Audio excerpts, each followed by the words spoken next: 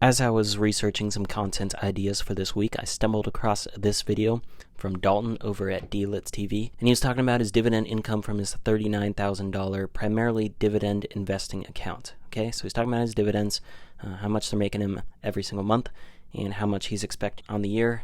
That got me thinking two things. One, I hate dividend investing. I do not know why it is so popular, other than the fact it gives a bit of a dopamine hit to see those dividends hit your account, but the shares fall by the exact amount that the dividend is paid. It is 100% psychological in my opinion. And two, what is our actual goal when we are investing? Yes, obviously we're trying to grow our wealth long term, but if that isn't spitting off cash flow today, that money that I can use, hopefully so I don't have to work a job that I hate for the rest of my life, then what's the point? Okay, I'm just stashing money away. I'm going to slave, save, and retire. Okay, that's the American dream. That's what we're sold on. Even if everything goes exactly according to plan and we retire with $2 million in our account, what then?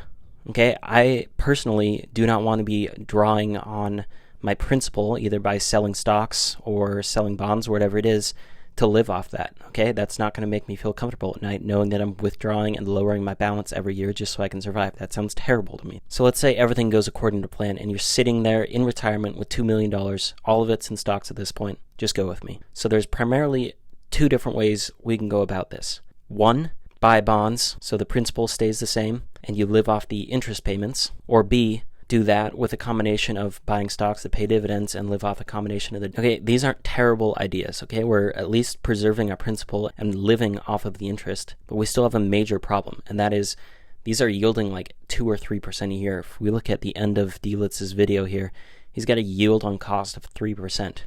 That is absolutely atrocious. If I have $1 million in my account, I'm still only getting $30,000 paid to me every single year. I don't know about you, but I don't want to spend the next 40 years of my life planning to hope to make 3% on my money every year. And might I add, this is a fairly aggressive dividend-focused portfolio. Like, he is fortunate to be getting 3% yield. If everything goes according to plan and we retire with this big fat sum of money, we still have a big problem. We have no idea what to do with it. And we're going to get a trash yield, and we're going to be drawing on the principal. So even if everything goes according to plan, it's going to suck. And that's what's being sold to us. That is common financial advising wisdom. That sounds like a one-way ticket to the poorhouse to me. Instead, let's talk about another option. See what I did there? Yeah, I'm going to talk about it again. We're selling options. You guys have seen it. Here's my account. I got about a little over $20,000 in it. I've started tracking my closed premiums per month, okay? If we look at from May to July, $20,000 account, we are averaging $282 in premium collected every single month. Oh my Lord. $282 per month on $22,000. Okay? It wasn't even $22,000 at that time, but just go with me. That is 1.28% per month, or 15.4% per year. We have created a 15.4% yield by selling covered calls and selling cash secured puts. I think if you sold way out of the money covered calls on a $20,000 account, you could still create a 10 to 12% yield so easily. This is real money. I'll probably get $400 to $500 collected in premiums this month.